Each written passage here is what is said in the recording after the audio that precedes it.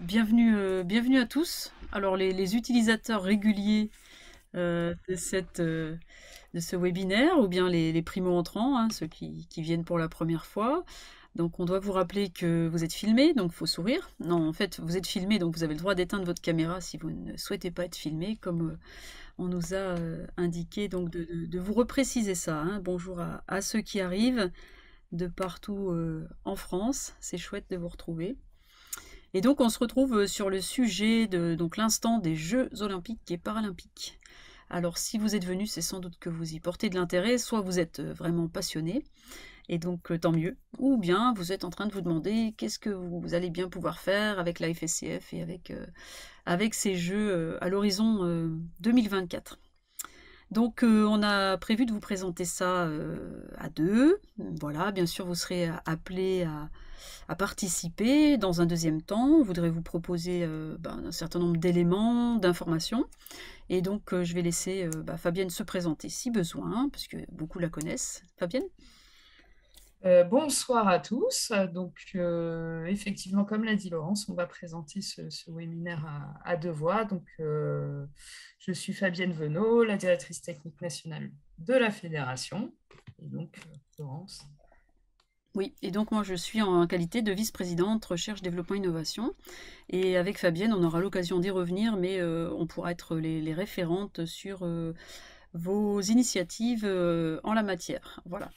Donc, tout d'abord, effectivement, on va vous partager notre écran pour vous dire que les Jeux Olympiques vont être un événement. C'est pas comment dire, c'est pas original de le dire, mais vont être vraiment un événement exceptionnel qui va mobiliser la France entière sur tous les territoires. Et donc, la FSCF ne veut pas manquer ce rendez-vous, et donc elle s'est engagée à travers le label Terre de Jeux, puisque nous avons obtenu ce label à l'été 2021. Tout d'abord, nous voulions vous partager, puisque vous l'avez vu, les JO, ça fait vibrer. C'est quelque chose plutôt de l'ordre de la passion.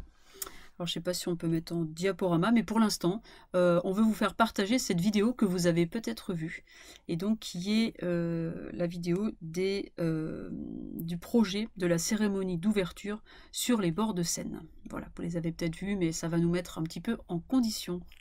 Donc, on va tâcher de Excusez-moi, il faut que le lien. je la Et retrouve. là, Fabienne est en pleine action. Je suis en plein stress. On va essayer de retrouver la vidéo. Excusez-moi, hein. Il n'y a pas de souci. Qu'est-ce que ça veut bien se partager? Donc, elle est là, je pense. Alors, hop, partager. Le Je partage vais vous d'écran. mettre ça Ah en oui. plein écran. Et voilà, vous aurez.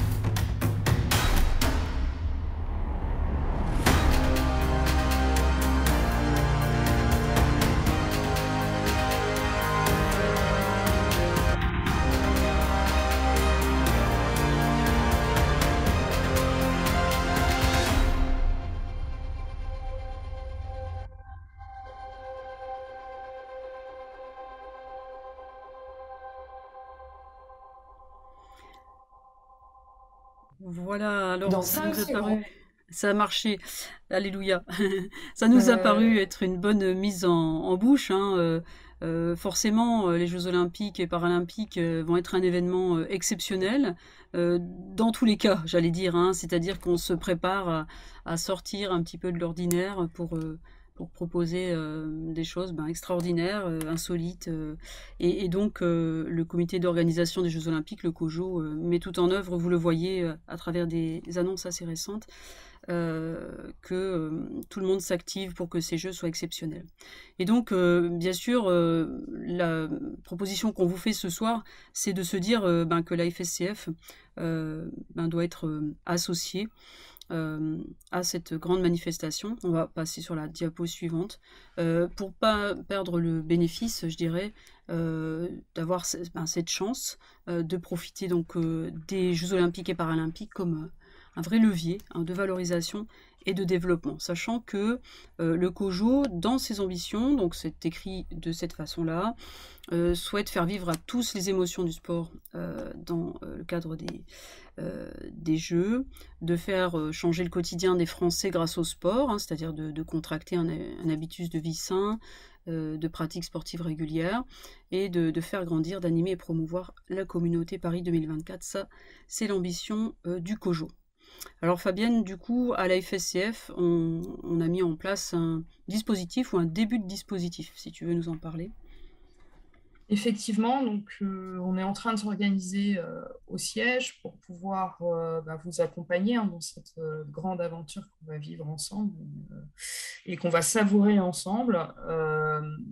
Et donc, on va créer en fait un groupe, hein, une cellule dédiée à Paris 2024, à Terre de Jeux, à l'Olympiade culturelle, à toutes les thématiques en lien donc, avec les Jeux.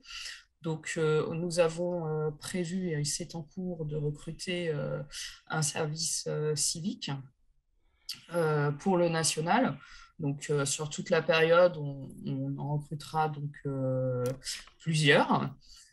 Mais on a aussi donc, prévu de travailler de concert à la fois la direction technique nationale et le service activité et formation, et possiblement du coup d'autres pôles de la maison si nécessaire.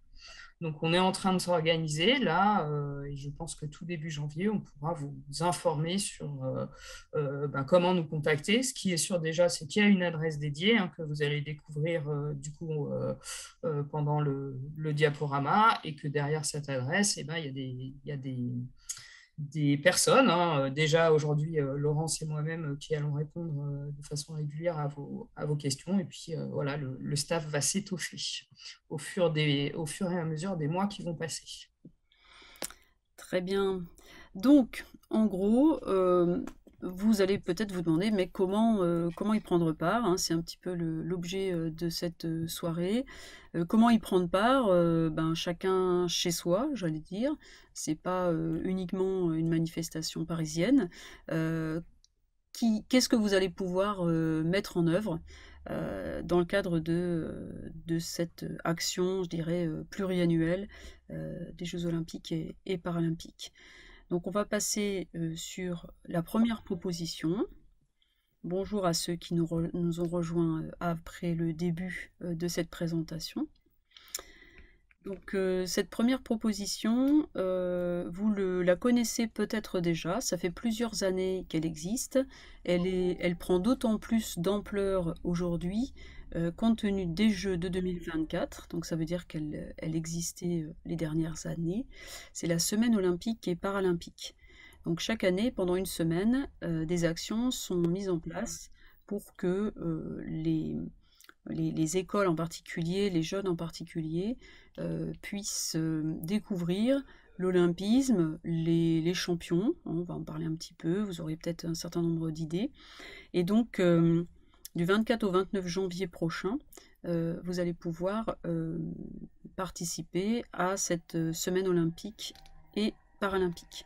Bien sûr, sur les territoires, vous avez contact et vous avez le souci de vous rapprocher de vos CDOS, les comités départementaux olympiques sportifs, les CROSS, les comités régionaux, et puis tous les établissements publics communaux communauté d'agglos, et puis vos municipalités bien sûr, et les écoles, les différentes écoles, hein, j'allais dire écoles publiques et privées, puisque nous avons un partenariat avec l'UXEL. Fabienne, tu veux peut-être compléter justement sur ce domaine ou bien on passe Tout à à la fait. suite? Donc, cette semaine olympique et paralympique, en fait, elle est destinée vraiment à la génération 2024, hein, les jeunes. Donc, euh, ce que vous allez pouvoir vous réaliser, ça sera de toute façon et uniquement en partenariat avec les écoles, hein, et les établissements scolaires et universitaires. Donc, il faut absolument que si vous souhaitez être acteur de cette semaine et proposer une activité qui peut être des activités qui peuvent être très larges, hein. Ça peut être soit participer à des jeunes, à proposer à des jeunes de découvrir une activité sportive, soit leur proposer de participer à un événement, soit de leur présenter un de vos sportifs et d'avoir un échange avec lui. Et puis aussi la possibilité de faire des médiations avec le côté artistique. Donc, il n'y a pas que la pratique sportive, ça peut être aussi l'occasion de mettre en place une séance photo, une séance vidéo, de proposer de visionner des films, etc. Enfin, voilà, toute bonne idée sera bienvenue, je pense. Et donc, à cette fin, pour vous faciliter le travail, parce que cette semaine, elle va arriver très rapidement, maintenant, on a rédigé une fiche technique que vous pourrez du coup avoir en ligne très rapidement sur l'espace où il y aura les webinaires. Et c'est vraiment un mode d'emploi très simple, hein, pour, en gros, que vous compreniez que la plus grosse difficulté, ce sera d'être en lien avec une école, excusez-moi, ou une université. Et c'est aussi dans ce cadre que le partenariat avec l'UXEL peut être activé. Moi, je pense également qu'il vous faut imaginer cet événement avec les codes comme une porte d'entrée vers un nouveau public et vers des structures avec lesquelles on n'a pas forcément l'habitude de travailler, mais qui sont extrêmement intéressées, puisqu'il y a un plan qui existe maintenant qui s'appelle 30 minutes de sport par jour. Et en fait, les écoles, hein, qu'elles soient élémentaires, maternelles, sont vraiment preneurs d'activités que vous pourriez faire avec elles. Ils n'ont pas forcément les compétences en interne, les professeurs des écoles ne sont pas forcément sportifs, n'imaginent pas comment mettre en œuvre ces 30 minutes de sport par jour. Et du coup, si vous pouvez tout à fait vous servir de la SWAP comme une porte d'entrée pour commencer un échange avec les responsables d'établissement et commencer à proposer des projets en commun. Et on sera là aussi pour vous accompagner en ce sens. Très Voilà. bien. Alors, en passant la suivante, on peut aussi indiquer le dispositif des cartes passerelles, vous savez, hein, qui vous encourage justement à vous tourner vers les écoles, vers les établissements scolaires pour eh bien, contracter des partenariats et puis potentiellement donc augmenter le volume de vos activités associatives. On va passer à la suivante où il y a un certain nombre d'éléments qui ont été... J'essaye de passer la diapo suivante, hein, excusez-moi, un petit souci. Là, en fait, tu es toujours en... T'es pas en mode diaporama, mais... Oui, je sais. Mais vas-y, poursuis et je tente de faire quelque chose. Ça marche. Alors, la proposition qu'on vous fait, la proposition suivante qu'on vous fait pour prendre part à ces activités olympiques, eh bien, c'est de participer à la journée olympique. Donc la journée olympique, elle se tient le 23 juin de chaque année.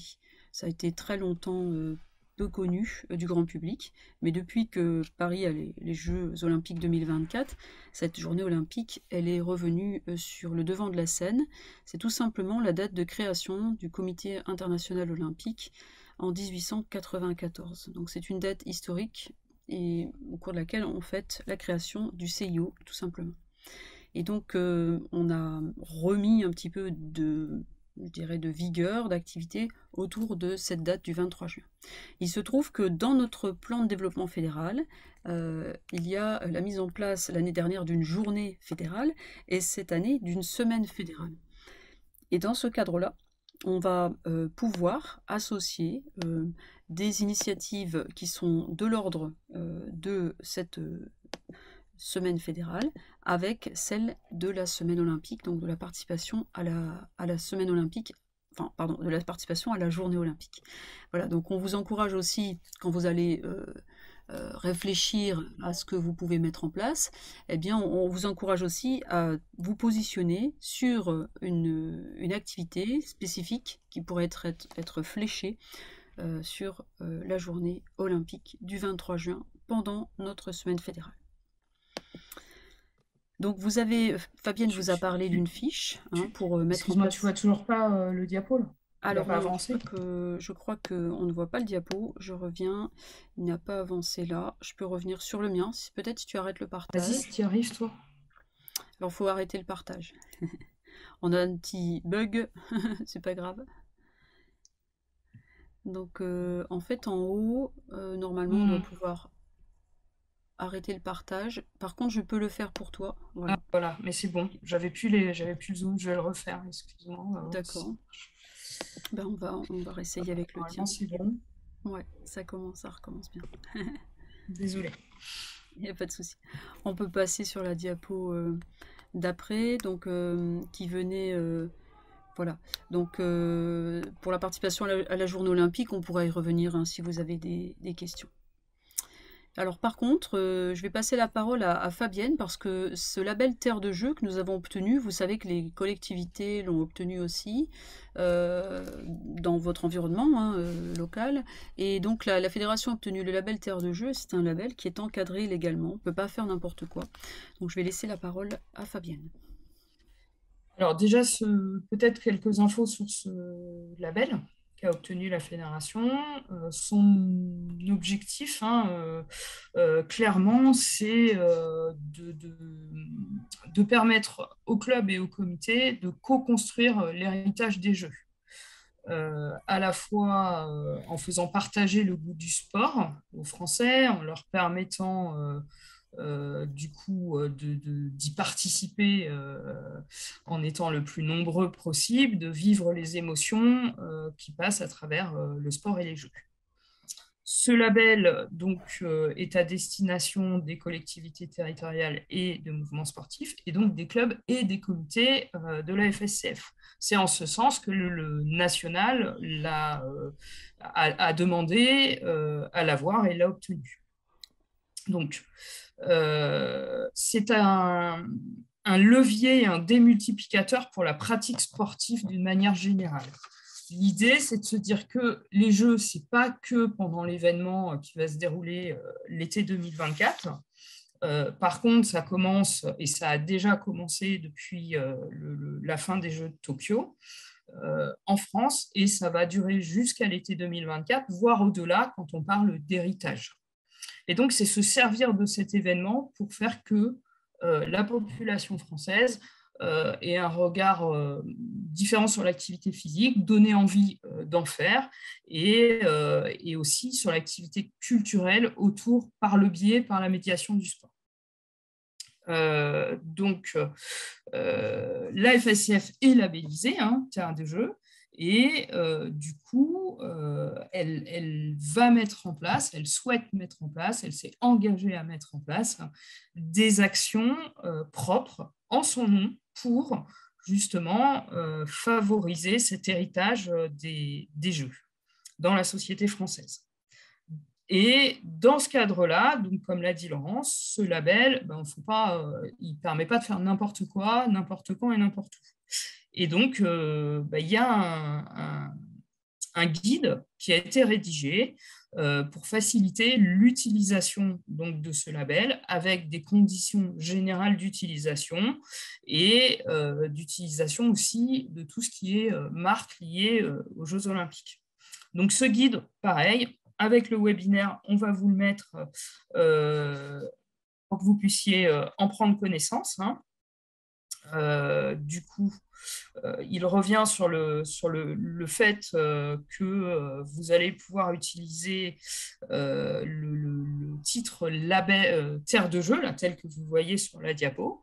Mais a priori, et c'est même sûr, sauf si vous êtes très très riche dans vos associations et comités, vous ne pourrez pas utiliser les marques qui sont en lien avec les Jeux Olympiques. Et je vous ai remis sur la diapo celles que vous connaissez, que vous allez voir et beaucoup voir d'ici Paris 2024. Donc celles-là, elles sont clairement elles ont une propriété intellectuelle qui est liée du coup au COJO, et quand on veut l'utiliser, faut devenir partenaire des jeux et ça coûte extrêmement cher. Donc il va falloir être très attentif dans l'utilisation du label Terre de jeu. Donc dans le guide, tout est expliqué avec des photos, des dessins, ce que vous avez le droit de faire ou pas faire. Notamment les fonds que vous devez utiliser. Là, vous voyez sur notre diaporama qu'on a bien utilisé un fond. Vous avez le droit à 3 couleurs et pas plus. Enfin voilà, ça va être extrêmement regardé et pisté, cette utilisation. Et surtout, donc pas le droit d'utiliser ces fameuses marques des JO. Oui, c'est très technique, hein. Tu m'avais dit, donc le guide Oui. est très technique, il est très précis. Faut voir aussi que si vous avez une collaboration avec les GDOS et les CROSS, c'est quand même aussi une occasion d'avoir finalement les anneaux, hein, qui sont l'emblème par excellence, qui est bien reconnu par tout individu. Et donc ça peut être aussi une chance, j'allais dire, de pouvoir utiliser les anneaux en restant dans les clous. Hein. Voilà, si vous avez des collaborations avec les instances olympiques. Et si vous avez des doutes, vous pourrez demander du coup au COJO comment utiliser, est-ce que vous l'avez bien utilisé, ce label Terre de jeu, avant de faire imprimer vos documents ou de le mettre sur les réseaux sociaux. Alors, comment on va aussi... alors, on a déjà une question. Alors, on peut peut-être les prendre, même si on avait prévu initialement de le prendre après, mais ça va peut-être juste dans la foulée, Emmanuel? Oui, c'est juste par rapport. Les marques, c'est bien les 4 dessins dont vous parlez en fait. C'est pas des marques, on va dire commerciales. C'est bien les 4 dessins qui sont là. Quand vous dites on ne peut pas utiliser les marques, c'est. Il y a en plus tous les partenaires qui sont associés du coup à ces jeux. Hein. Il y en a une grande partie. Vous les aurez dans le guide.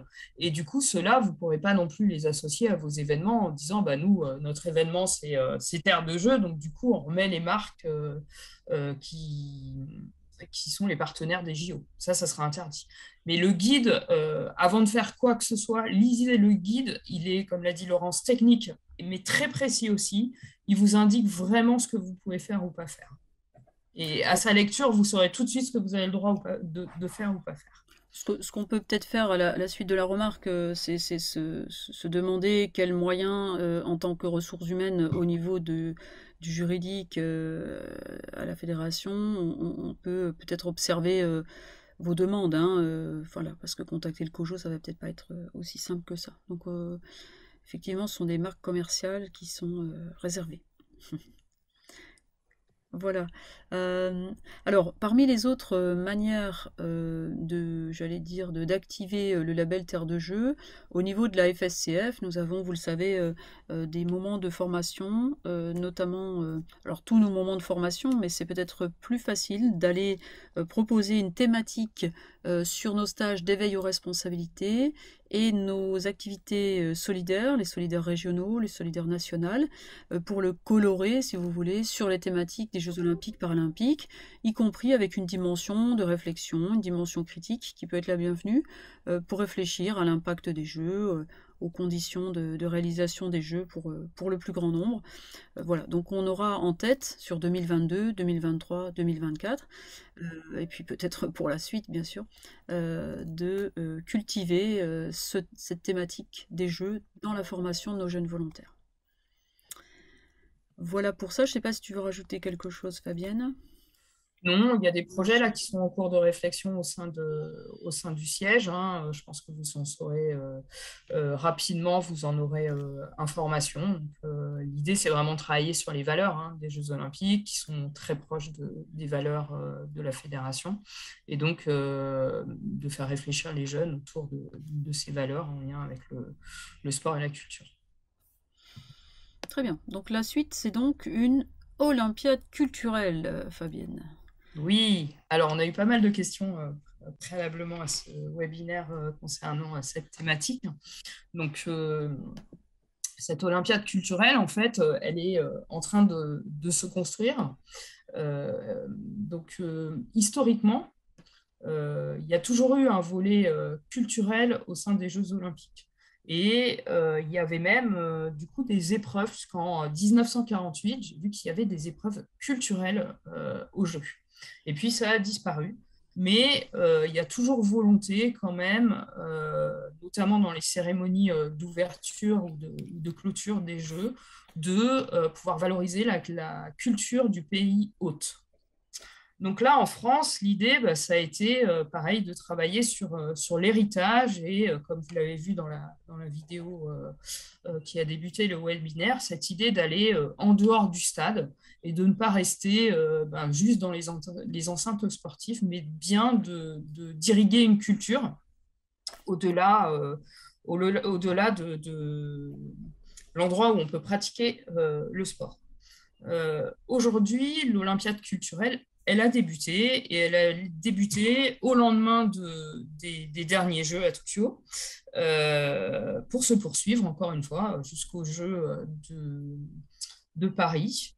Et elle a donné lieu déjà à des événements qui ont eu lieu à plusieurs reprises à Paris, avec des performances d'un funambule à côté du théâtre de Chaillot, avec des spectacles aussi de danse au théâtre de Chaillot, et puis d'autres événements qui sont en cours actuellement et qui vont se poursuivre. C'est des événements grand public, de visée nationale, voire internationale. Et là, nous, on peut, en gros, être spectateur de tout ça. Mais ça va au-delà de ce que la FSCF peut faire aujourd'hui. Par contre, nous sommes en relation avec le ministère de la Culture pour participer activement sur tous les territoires au volet, on va dire, amateur de cette Olympiade culturelle, et notamment avec l'idée de pouvoir, dans tous les territoires, mettre en place des partenariats entre une association sportive, une association ou un lieu culturel et une collectivité pour justement mettre en place à la fois du sport et de la culture. Donc, comme c'est un peu ce que je vous disais tout à l'heure quand on parlait aussi des liens avec les écoles et les universités, c'est lors d'une prestation culturelle, sportive, pouvoir filmer, pouvoir apprendre un certain nombre de techniques en vidéo, en photographie, monter des spectacles, à la fois proposer une activité sportive avec un orchestre. Voilà, tout est possible et imaginable. Et du coup, on va très, très vite, là, maintenant, vous solliciter pour savoir si déjà vous avez des liens avec... est-ce que des associations sportives FSCF ont des liens avec un conservatoire, avec un musée qui peut être dans votre collectivité, avec des lieux culturels?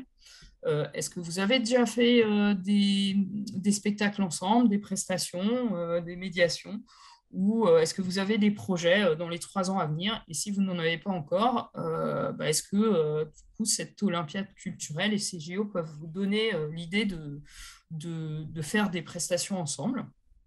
Donc, prestations au sens noble et associatif, hein, il ne s'agit pas là de gagner d'argent, hein, soyons clairs, et du coup de travailler aussi avec votre collectivité territoriale. justement là plus pour obtenir un soutien financier de leur part, et de communication et de promotion. Voilà sur l'Olympiade culturelle ce que je peux vous dire ce soir. Et puis tout à l'heure, on verra un peu les questions que vous pouvez avoir en complément de ce que je viens de vous dire, sachant que au siège, ça va être Hélène Borden qui s'occupe du volet culture et éducation populaire, qui sera en responsabilité sur cette Olympiade culturelle et qui sera votre lien dans le groupe projet que nous allons mettre en place. Alors, tu sais, Fabienne, ça a fait réagir, hein. Je voyais peut-être le sourire de Christophe et de Monique sur le Festival des Arts, sur les initiatives du domaine de la PAC en général, sur les initiatives sport et culture. Et c'est vrai que c'est sur ce sujet-là que nous avons eu pour l'instant le plus de questions. Donc oui, je pense que la FSCF peut être un levier pour une Olympiade culturelle qui reste à construire, y compris à l'intérieur du COJO. C'est-à-dire que c'est encore une grande idée qui manque de consistance, à mon sens, c'est-à-dire d'opérationnalisation, qu'est-ce qu'on va pouvoir faire. Et la FSCF peut quand même se prévaloir d'avoir des produits, en quelque sorte.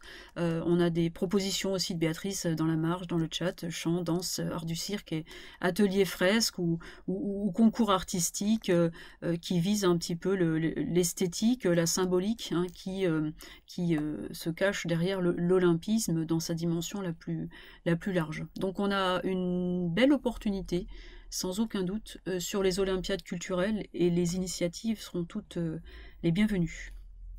Tout à fait, là, c'est vraiment la FSF va pouvoir rayonner à la fois sur son domaine culturel, sur son domaine sportif, mais aussi en matière d'éducation populaire.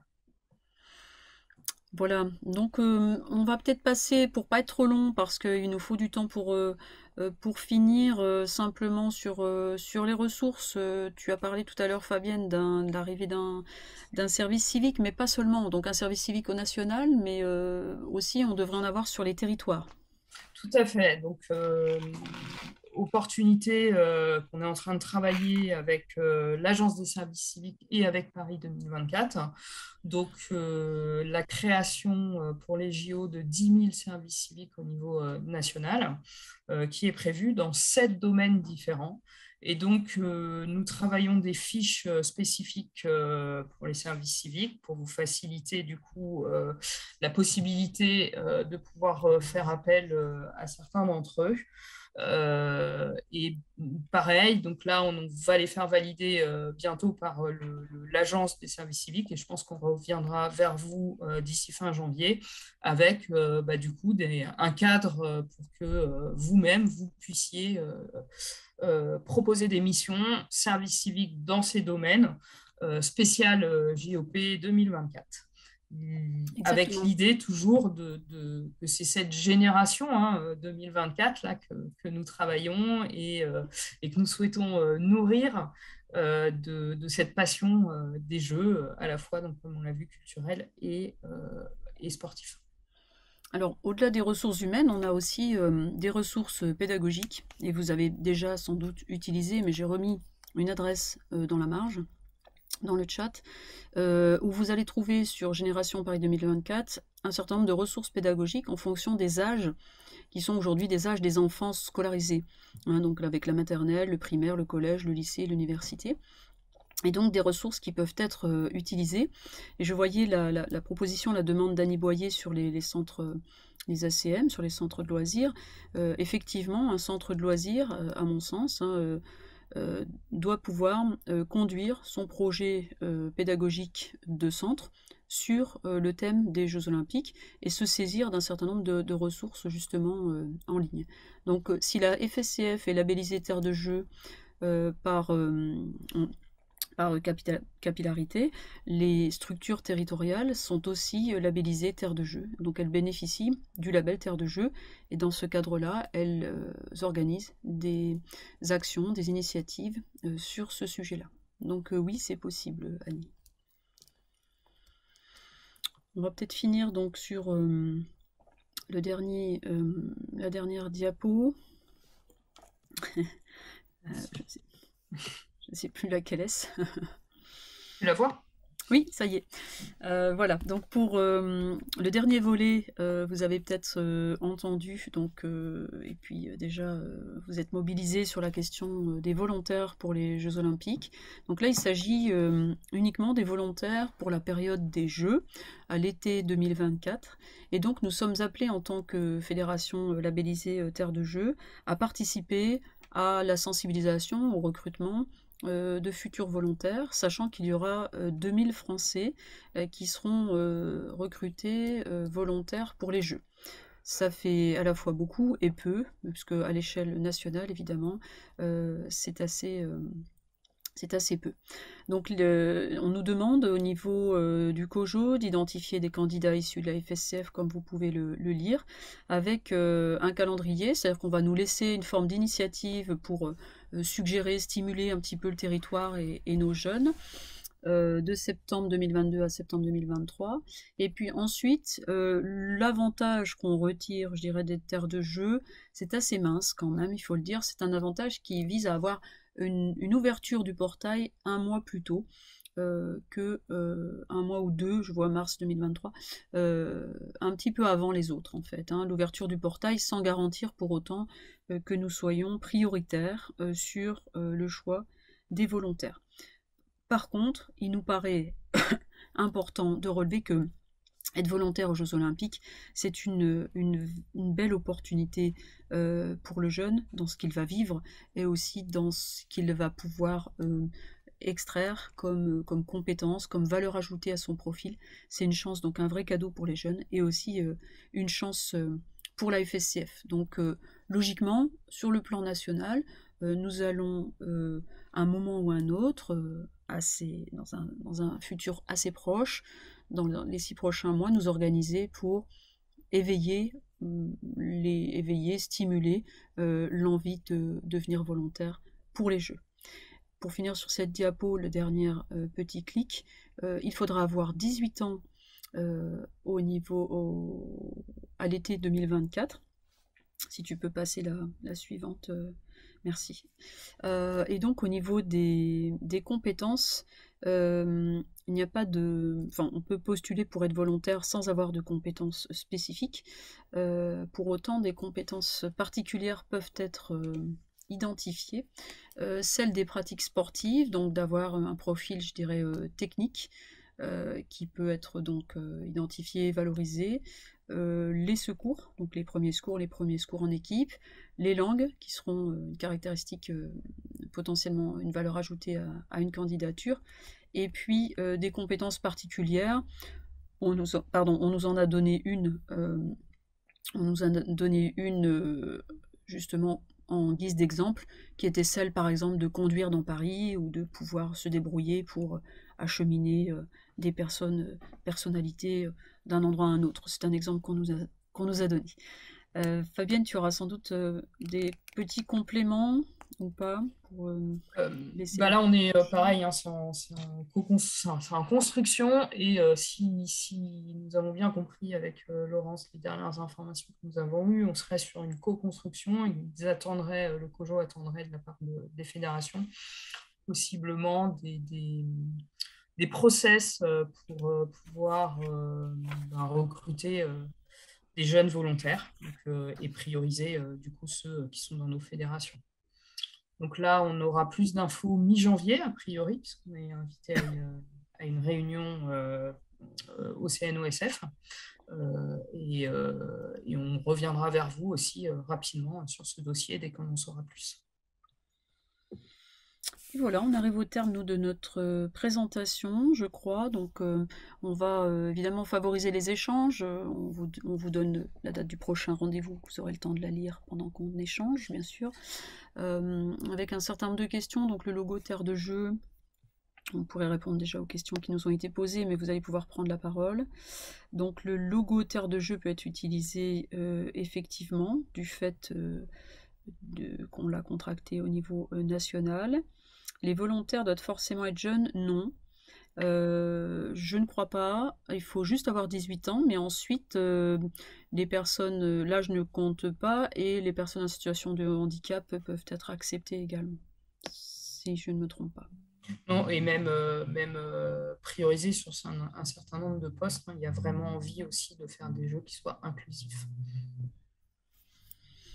Alors, on va vous laisser la Peut-être Laurent, parole. juste dernier élément là par rapport à la diapo que vous voyez, c'est l'adresse en fait, hein, qui permet d'échanger sur le sujet avec nous et de nous faire part de vos idées ou de vos questions. Voilà, alors pour organiser la discussion, évidemment, on va tâcher dans un premier temps de répondre à vos questions quand elles sont pratiques, enfin, vous avez besoin d'une réponse, mais ensuite on aimerait bien savoir si vous avez des expériences et puis aussi des projets, hein, bien sûr. Donc en 3 temps, hein, si vous voulez bien, d'abord répondre à vos questions pratico-pratiques, un peu comme celles qu'on a eues là et qui sont très intéressantes, hein, évidemment, et puis ensuite on passe au projet sur le temps qui nous reste. Il y a une main levée qui est celle d'Emmanuel Poula. Je pense qu'elle a oublié de rebaisser la question tout à l'heure.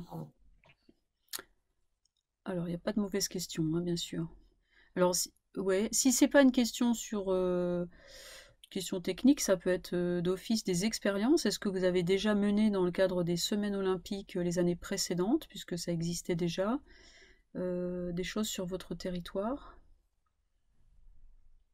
Donc là, a priori, vous pouvez utiliser votre main si vous voulez pas allumer la caméra. Vous pouvez parler dans le chat si vous ne souhaitez pas prendre la parole. Non, mais sinon, je vais... Christophe. Alors, c'est pas par rapport du coup à cette question, mais est-ce que localement, je m'occupe d'une association culturelle, vous savez, musicale. Est-ce que du coup, une association culturelle qui, jusqu'à présent, n'a pas eu de rapport avec les GDOS, les CROSS, mais qui fait partie du coup d'une fédération sportive et culturelle, peut en établissant des partenariats avec les associations sportives, mais peut être à l'initiative de projets et avoir du coup rapidement une sorte de reconnaissance. Enfin, qu'est-ce que c'est la meilleure façon de rentrer en contact avec le GDOS qui, jusqu'à présent, n'a jamais entendu parler de nous, évidemment. Alors, pour ma part, c'est toujours sujet à caution, c'est nouveau aussi pour nous. Si la FSCF est labellisée terre de jeu, c'est l'ensemble de la FSCF qui est labellisée terre de jeu. C'est-à-dire qu'en soi, on ne vous oblige pas, ni pour le sport, à devoir organiser des choses avec le GDOS. Simplement, si on a mentionné le GDOS, c'est que vous avez une forme de caution autour des anneaux que vous ne pourrez pas avoir autrement, mais on est autonome pour organiser en soi des activités autour de la thématique des Jeux Olympiques, puisque la FSCF est labellisée. Voilà, sauf avis contraire, hein, mais... C'est-à-dire que sont labellisés, on a bien entendu, les structures décentralisées comme les comités régionaux ou départementaux, mais même les associations locales, du coup. En fait, vous allez être sur le volet culturel, là, ce que tu proposais, hein, c'est clairement, on va vous solliciter parce qu'il va y avoir au-delà de terre de jeu, il y a une vraie volonté de mettre en place des partenariats entre... en fait, l'objectif clairement du ministère de la Culture, c'est qu'il y ait une perméabilité entre la culture et le sport, et surtout d'ouvrir les sportifs à la culture. Voilà. Et du coup, par ce biais-là, la volonté qu'il y ait des partenariats entre des associations sportives et des associations culturelles pour mettre en place, du coup, un projet commun, et il n'y a pas de limite là-dessus, où tu vas pouvoir associer des activités musicales, artistiques, tout ce que tu peux imaginer, et des activités sportives. Ça peut être, on peut imaginer initier des jeunes au dessin de matchs de foot, voilà, de prendre de la photo, de faire de la vidéo, de faire de la musique. Voilà, il y a plein de choses, tout est ouvert. Sauf qu'aujourd'hui, c'est absolument pas encore vraiment cadré, quoi. Ils ont cadré, comme je vous l'ai dit, tout ce qui est spectacle grand format, hein, un peu comme d'habitude, et là, ils s'ouvrent maintenant à la culture amateur. Et il y a une convention qui doit être signée entre le ministère de la Culture et le ministère des Sports, si tout va bien, dans le premier trimestre 2022, qui devrait permettre du coup d'enclencher en fait la mécanique. Mais vous n'avez même pas besoin d'attendre que ça s'enclenche. Je veux dire, de toute façon, vous pouvez l'afficher dans le label, sous le label Terre de Jeux et FSCF, et mettre en œuvre des projets. Ça sera de toute façon bénéfique, et à un moment, ça sera promu par les JO. Et je pense que vous serez dans l'esprit FSCF en plus, au-delà des JO. Et alors après, mais voilà, Monique me rejoindra. Effectivement, comme tu disais, Laurence, tout à l'heure, au niveau national, au niveau de la CNPAC, voilà, on a effectivement beaucoup de points communs et beaucoup de points qui nous relient à votre présentation. Monique, je crois que voilà, tu acquiesceras. Effectivement, et par le festival Art en Fête qu'on essaie de mettre en place, et bon, par la multirythmique, j'ai eu l'occasion de vous présenter rapidement au congrès, et par un certain nombre d'événements. Voilà, la relation entre sport et culture nous interpelle en tout cas et nous intéresse fortement, quoi. Et effectivement, on est persuadé que l'opportunité de l'Olympiade culturelle est quelque chose de vraiment intéressant pour la fédération, et peut-être une des, je ne sais pas pour le côté sportif, enfin une des portes d'entrée les plus pertinentes et intéressantes pour notre fédération en tout cas. Donc si j'ai cru comprendre, si au niveau du COJO, voilà, c'est aussi peut-être un peu ambitieux, mais ils ne sont pas voilà, encore tout à fait au point, et ce n'est pas grave, peut-être qu'on peut les aider là aussi. Voilà. Je sais pas qu'on fait, hein. On les provoque régulièrement, on les titille, on va dire, régulièrement, en leur disant, bon alors, nous on est prêts, quand est-ce qu'on peut discuter de ces sujets-là avec vous? Au niveau du COJO, il y a vraiment des gens qui sont identifiés pour s'occuper du volet culturel ou pas? Enfin, où c'est pour le flou au niveau COJO, non. Aujourd'hui, pas qu'on sache, je crois qu'il y a eu une personne qui a été nommée très récemment, mais c'est en train de s'organiser au niveau du ministère de la Culture. Le ministère de la Culture commence à s'ouvrir au fait qu'effectivement, ils vont pouvoir être acteurs de ces Jeux olympiques, ce qui n'était pas prévu initialement, je pense. Et là, on leur offre la possibilité, effectivement, de mettre en place des projets localement sur tout le territoire et au niveau amateur. Et je pense qu'ils n'avaient pas imaginé ça. Donc, voilà, Je pense que toute initiative opérationnelle qui remonterait de la FSCF donnerait forme à cette Olympiade culturelle qui manque encore de consistance, à mon avis. Et c'est une belle occasion pour ça, de montrer un savoir-faire. Et aussi cette démarche, non pas de traiter la culture, parce qu'on peut très bien, moi par exemple je suis dans le comité d'histoire du COJO, on va faire de l'histoire, mais ce qui est intéressant c'est de mêler l'histoire au sport. Là c'est de mêler la culture au sport, et donc c'est un petit peu la démarche qui est entreprise en ce moment, que tu as mentionné. C'est quand même une occasion de faire vivre sport et culture en même temps, sport comme culture, et sport et activité culturelle. Nos initiatives de la FSCF au niveau du Festival des Arts me paraissent complètement pertinentes dans ce contexte. Alors, effectivement, Gérard l'a reprécisé, le label Terre de Jeux se décline en descendant, j'avais dit par capillarité, mais pas autant que j'ai vérifié aussi, merci Gérard, au niveau des régions et des départements de la FSCF, et ça s'arrête au niveau des départements. Donc si vous aviez une manifestation à organiser, il faudrait que ce soit sous l'égide du département. Je ne sais pas Gérard, si tu veux rajouter autre chose, je peux lire le texte tel qu'il est mentionné au niveau des engagements. Les comités régionaux et départementaux de la FSCF, de par leur rôle d'acteurs majeurs du développement du sport en France, de par leur rôle dans la mise en œuvre des programmes nationaux, leur service aux clubs et leur proximité avec les collectivités territoriales, peuvent également jouir de cette labellisation. Donc on n'a pas les clubs en tant que tels. Donc c'est un petit peu plus restreint que la façon que j'ai eu de vous le présenter tout à l'heure. Il y a d'autres questions? Après, il peut y avoir des co-organisations, en fait. Hein. C'est-à-dire que si le comité donc, peut l'utiliser, mais pas le club, Aujourd'hui, on peut imaginer une co-organisation d'événements entre l'association et le comité. De toute façon, il y a des questions pour lesquelles Ou la on collectivité. va venir vers vous. Pardon, je t'ai coupé. Oui, on peut aussi imaginer, beaucoup de collectivités en France aujourd'hui sont labellisées terres de jeu, donc vous pouvez bénéficier en tant qu'association à travers la collectivité de ce label si vous le demandez, si vous le demandez à la collectivité. Alors Philippe, tu demandes si le logo peut figurer sur nos documents de communication. Pour moi, oui. Le logo de la... Ça ne peut figurer, Laurence, que sur les documents qui sont en lien avec terre de jeu. On ne peut pas les mettre d'une manière générale sur tous les documents de la Fédé. Par contre, quand on fait une opération liée au JO, à l'héritage, on peut mettre le label, effectivement. D'accord, bien sûr. C'est logique. On avait une question de Sylvain. Si on a des partenariats avec des structures médicales pour permettre aux enfants en situation de handicap de faire du sport, peut-on rentrer nos événements dans le label Terre de Jus?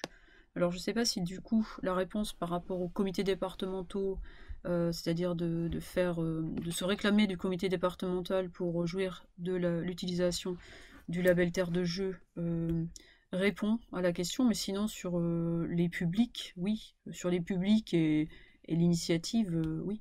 Ça me semble tout à fait indiqué, bien sûr. Structure médicale, ça nous intéresse aussi de bien le savoir, ça. Je vais prendre l'adresse de Sylvain. Alors, où est Sylvain? Voilà. Sylvain Cédéloire. Peut-être nous dire un petit mot là-dessus? Oui, alors, je fais partie du comité et on a mis en place plusieurs partenariats avec des différentes structures au niveau de la Loire pour permettre aux enfants en situation de handicap de découvrir du sport, de faire de l'activité physique.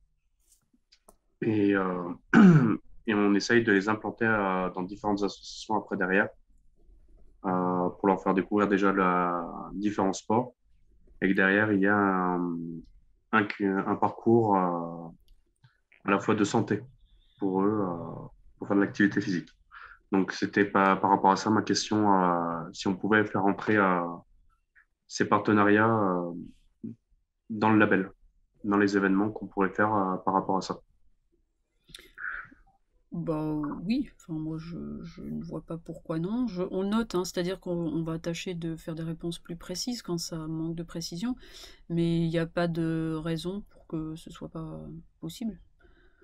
Bien sûr, ça convient. Je pense plutôt à des événements que à quelque chose tout courant toute l'année, hein, ce serait plutôt sur des événements. Peut-être un autre avis, je sais pas, au niveau de Fabienne ou... Je pense que oui, sur des événements, il n'y a pas de souci, au contraire. Encore une fois, hein, l'idée, c'est qu'il y a une vraie envie de Paris 2024 de faire des jeux inclusifs. Et du coup, quand on dit que l'héritage il doit être dans toute la population, il est aussi auprès des personnes en situation de handicap. Alors, il y a peut-être encore une ou deux questions. Le temps avance. On doit rester dans le délai qui nous est donné. Il y avait des questions sur les subventions ou les appels à projets, je crois. Je ne sais pas si la personne qui a posé cette question est présente. Viennent de tomber des appels à projets, enfin c'est sur des subventions équipements, donc c'est pas tout à fait pareil, je confonds. Pour l'instant, on n'a pas connaissance d'appels à projets spécifiques, c'est-à-dire que la labellisation n'apporte pas de l'argent, hein, donc ça vous déçoit peut-être un petit peu, mais non, pour l'instant la labellisation elle apporte que l'aura, je dirais, des jeux et de terres de jeu. Maintenant, des appels à projets, il faut continuer de chercher, de regarder sur justement la pratique du plus grand nombre, des pratiques éloignées de la pratique du PSF quand il va arriver. Donc oui, il y aura des subventions sur vos événements en lien avec l'olympisme, mais pas qui viennent du COJO. Enfin, en tout cas, pas aujourd'hui, à ma connaissance. Il y a un appel à projet là-dessus, c'est héritage. Donc une fois par an, en fait, vous avez un appel à projet. Alors je sais pas, je pense qu'il est relayé auprès tout le réseau FSCF qui permet justement de proposer un projet en lien avec les jeux et d'obtenir ou pas des financements pour le mettre en place, avec un cahier des charges bien précis. Donc, pour les comités, c'est assez intéressant généralement. Donc ça, je pense que quand ça sortira, on vous le relaiera sans souci et on pourra vous accompagner même pour y répondre. On avait une question à laquelle on n'a pas répondu. Comment prévoyez-vous de collaborer avec des associations étrangères? Donc on suppose étrangères par rapport à la France. C'est ça? C'est qui? C'est Michel. Michel Molek Futila, qui est peut-être sur, je sais pas, notre pays. Et Michel, si vous voulez prendre la parole. Oh oui, nous sommes en République démocratique du Congo. Nous vous suivons depuis longtemps. On avait souscrit par rapport à notre association surnommée Festival Sport Culture Développement. Alors, c'est avec attention, avec intérêt que nous vous suivons, pourvu que nous puissions tracer des liens, comment collaborer avec vous, pourvu que nous puissions mener les activités de sport en avant, ou bien nous utilisons le sport comme un levier de développement ici pour changer la situation de la jeunesse. Très bien, moi je pense que votre projet est complètement dans la lignée. Maintenant, c'est vrai que l'étonnement, c'est un petit peu on est donc, c'est vrai, dans une réunion nationale et ça pose pas de souci. Hein. Je pense que de toute façon, les collaborations avec le Congo, on a eu des réunions assez récentes sur les Jeux de la francophonie, Kinshasa et pour l'été 2022. Donc, je pense qu'il y a potentiellement des choses à faire.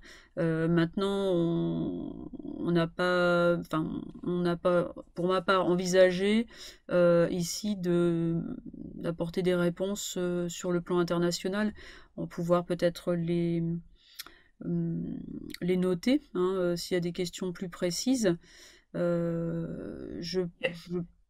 Potentiellement une association qui a un projet, une association, un département de la FSCF qui a un projet avec une association du Congo, de la République démocratique du Congo, pourquoi pas? Ça me paraît complètement cohérent. Hein.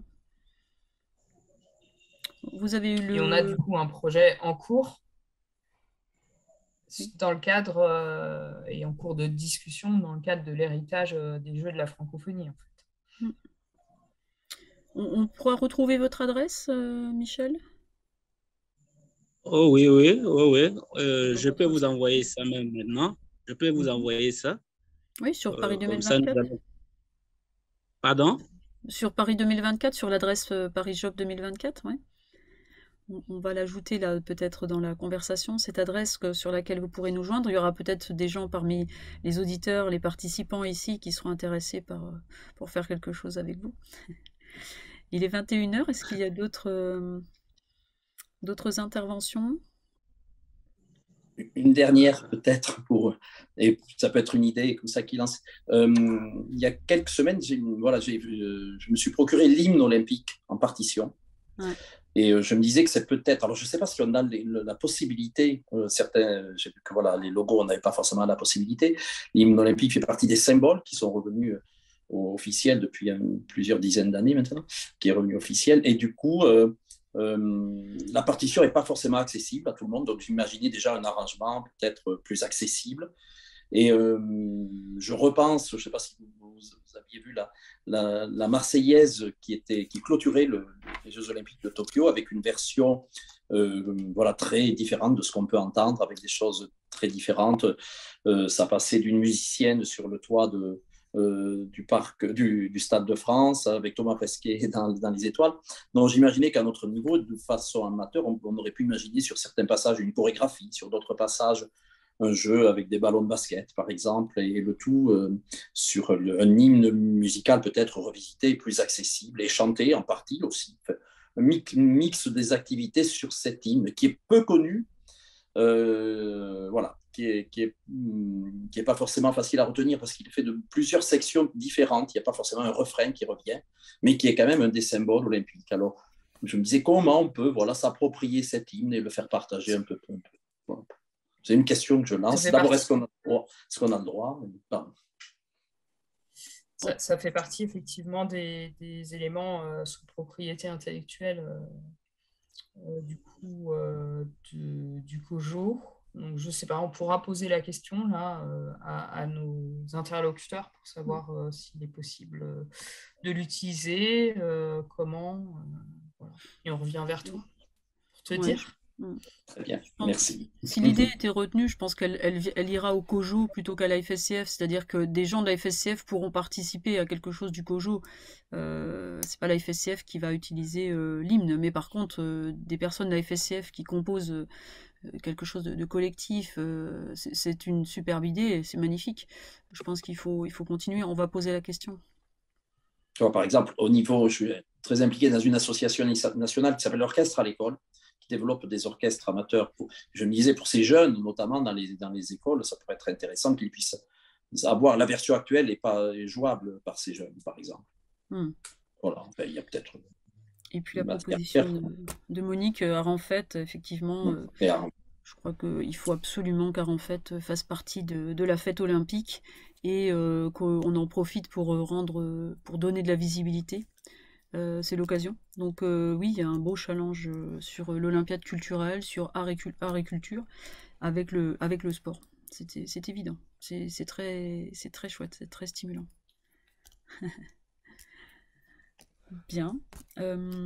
On est loin d'avoir clôturé les questions, bien sûr. Simplement, on a peut-être manqué de précision sur des réponses, tout simplement parce qu'on ne les a pas forcément. Donc, on les a enregistrées, puisqu'elles sont sur le cloud. Et donc, on va pouvoir vous répondre plus précisément. Donc, toutes les autres enregistrées sur le lien, logiquement, je ne sais pas s'il y a encore un clic sur le... puisque vous savez retrouver, c'est le lien simplement des webinaires précédents qui ont été enregistrés sur le lien qu'on retrouve sur le site de la FSCF. Voilà.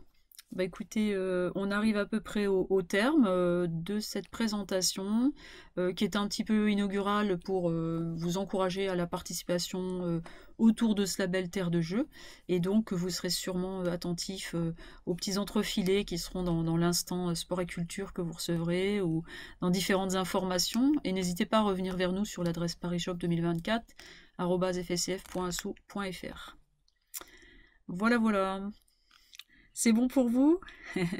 Ça fait plaisir de vous voir, pour ceux qui ont les caméras, mais sinon de voir ou non. On vous souhaite de très très belles fêtes auprès de ceux qui vous sont chers pour ces fêtes de Noël, et puis bien sûr pour la nouvelle année, pour nous retrouver donc le 12 janvier pour le prochain webinaire. Donc très belle fête à tout le monde. Bonne fête. Bonne fête à tout le monde, et puis à la rentrée. Ouais, rendez-vous en 2020.